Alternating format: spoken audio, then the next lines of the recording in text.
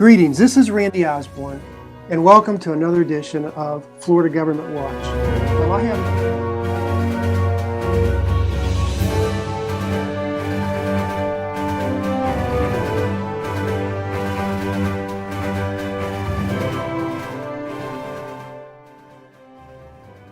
Now, I have again a special guest with us this afternoon, Taylor Folan. Good afternoon, Taylor. Thank you for having me. We are going to be discussing, there is an event that is coming up tomorrow. It's a movement that is Antifa, anti-fascist, or Antifa, as some people are describing it. And November 4th, and this is kind of what it says. It says November 4th, and I'll show some of these websites to our viewers. November 4th, it begins. This nightmare must end. The Trump-Pence regime must go. In the name of humanity, we refuse to accept a fascist America. What can you do right now to build for November 4th? And then it's got locations, etc. What we're going to do today is try to talk through, first of all, Antifa. What is this about?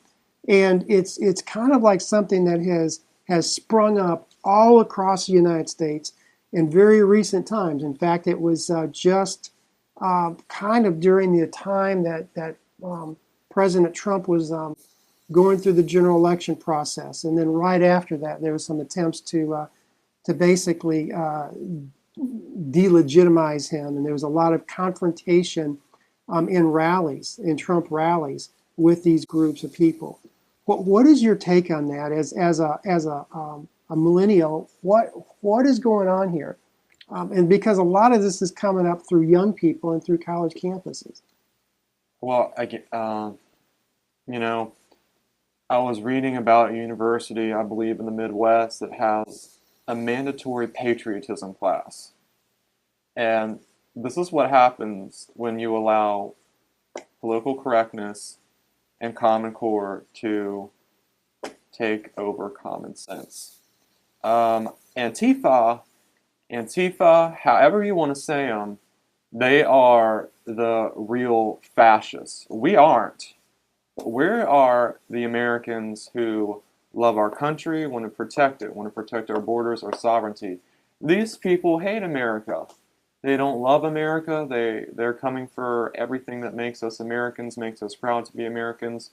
You saw it on Columbus Day, and that was Antifa and Black Lives Matter. They destroyed a Columbus statue and where I grew up in Baltimore. Over 200 years old that statue was, and they smashed it. They're coming for Columbus Day. They're coming for Easter. They're coming for 4th of July next.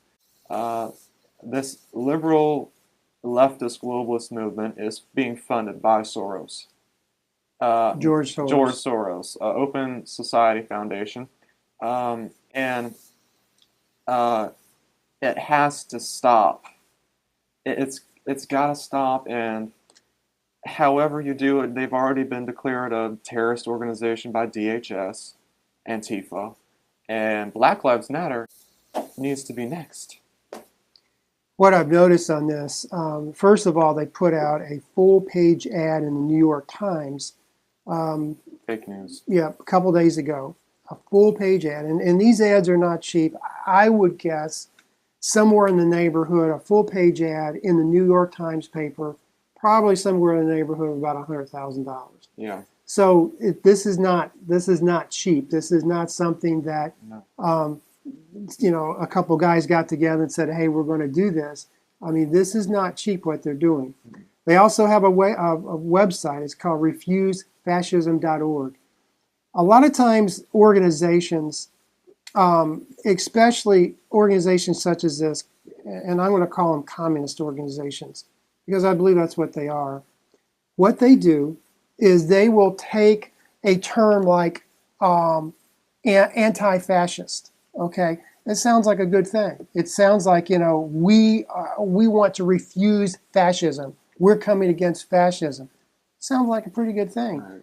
But what is in turn happens time after time, and communists, quite frankly, are the pros at this, is they will take a term like that And that's exactly who they are. Well, yeah. Furthermore, to expound on that, I would I would call them the real fascists. That's what I would say. They are the fascist revolution. They're also associating with Marxism, but my father's family is from Bavaria, okay, and and Germany. So when Hitler took power in Germany, well, specifically in Austria, where my family is from, in that part of the European continent, Hitler took power by promising all these things and saying, "Oh, we'll have free education for you. We'll have free healthcare for you. We'll have everything free." And the Austrian people voted for Hitler with 98%. They are the real fascists in America, and they're trying to sabotage Trump, trying to destroy America as we know it. And it's got to be stopped. It has to be stopped. Anyway, any way you can. The thing is, most of these organizers are actually getting paid. They're paid organizers. And that's another thing we found out. They have paid organizers at, UF with the Richard Spencer rally. And Charlottesville was a setup. Charlottesville was a setup.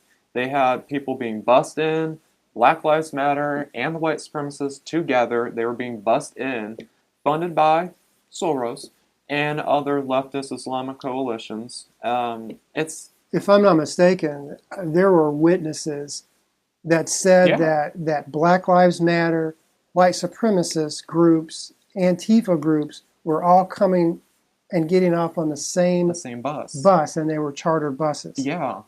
So if that is true, the intent is to try to disrupt, try to create chaos, is all the whole purpose of this is. Right. No, because they're amazing. essentially what it is it's like what Laura Ingraham said on her new show, the Ingraham Angle, her new show on Fox. The establishment is because they lost, and the American people took back the power on November 8th last year on Election Day, and the resistance was declared. You saw lying Linda Sarsour at the main epicenter at the women's rally, women's march in Washington, D.C. with all of their pink hats on and dressing up as female genitalia. It's the left now. It's what they have. It's all they have. It's to resist. They don't want to confront any sort of logic or rationale of people who are either liberals or conservatives or independents. They are radical Marxists in America. And it's horrible what's going on to our education system, honestly. I also noticed, Taylor, that, and in fact, I'll show this to the viewers as well. Another website, a guy by the name of Andy Z. Andy Z is a radical communist. And there's a website. It's called revcom.us, revcom.us. And I'll pull this up and I'll show it to the listeners. It's I'm reading it right off the website. I'm not making this up. Yeah. Welcome to the revolution, the voice of the Revolutionary Communist Party, USA. That's what it says. And then they have this same event posted on their website, the Antifa website. And it basically has the same information. November 4th, it begins. This nightmare must end. The Trump-Pence regime must go. And again, it's the very same information. You go over to the left of it, it's got a little blurb, yeah. A blurb. The Trump-Pence regime must go. Here's the point that I want to make. Freedom of speech is obviously a very, very important constitutional issue in the United States. But when you are perpetrating the overthrow of the United States government, my question is, where does free speech end? Right. And in my opinion, this is extremely close to treason. This is very close to promoting the overthrow of a government. Mm-hmm. specifically the United States government. And then when you have organizations such as Revolutionary Communist Party promoting this, here's the question. Is that not treasonous? It's tantamount to treason. And the leftist Islamic cooperative coalitions that are, refusing fascism across the United States, I don't get exactly what they're refusing. Hillary Clinton had all the donors. She had all the special donors. She had all the elites on her side. She had the donations from the State Department, the FBI, from Planned Parenthood, and now that Donna Brazile has come out in her new book, Hacks, we get a full picture of what was really going on in the DNC and Debbie Wasserman Schultz. But to get back to it, they are just mad that Donald Trump won because they thought Hillary Clinton was the bomb, and she's going to be the first female president in our country and all this, and she lost. Right. She lost. Right. Well, I think she lost because I think America is starting to wake up. I think the 8 years that we've had of a lot of socialistic Muslim Brotherhood policies, exactly. I think as a result of that, I think the American people has woke up.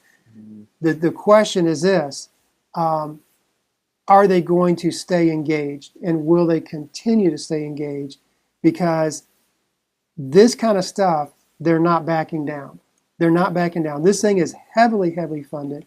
It appears like it was funded by George Soros, which has just stuck about, I think it was between 16 and 18 billion dollars into a foundation, quite frankly, to overthrow the United States government. They're trying to take our revolution away from us in 2016. It's across the board. It's the Democrats. It's resist. It's refuse fascism. It's the lingo that they use now, and that's honestly all they have. They don't have a message on jobs. All their message on tax reform yesterday, when the president's tax reform was announced with the Ways and Means Committee, Kevin Brady, all they said was, this will benefit the rich, and we don't support it. And it's, again, this attitude of socialism and political correctness. That is all the Democrat Party is. If John F. Kennedy was alive today, there's no question he would be conservative. That's how far left the Democrat Party has moved. I mean, that is amazing, and I think you're right in that regard. Well, just for our listeners, that is tomorrow, November 4th, is when they're calling for this, and they're basically saying it's a movement that's going to turn into millions and millions of people. And ultimately, their goal is to try to overthrow the United States government as we know it. So what I would say to our listeners is I will post basically the locations where that they are going to start these protests. And I'd tell the listeners, number one, stay away from that. Stay home. Don't get involved in it for two reasons. One of them is the left always wants to make the narrative. Right. And if somebody goes there even to try to protest something like that, what normally happens is some way or another they will get demagogued as a result. And that's not what it's just not wise to do. Well, yeah, that's the tactics of Antifa too. I mean, if you argue with them in any way, they're the ones that use violence, and they try to coax people into fighting back, and then that's when they get the law enforcement involved, and that's when the true patriots, the ones that are standing up against them, that is when they get arrested. And that's the tactics they use. It's playing a game, essentially. Exactly.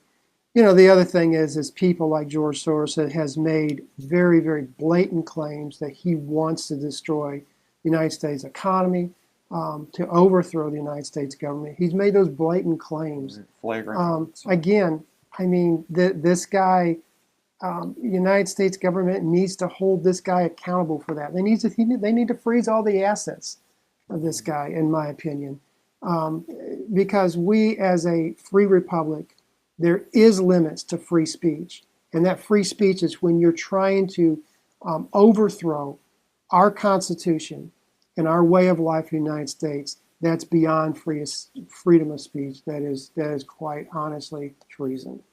So, again, thank you for listening. Thank you, Taylor, for being involved in this and kind of giving some insights on this. This is Taylor Folan, and I'm Randy Osborne. Have a blessed day. Again, this is Florida Government Watch, signing off.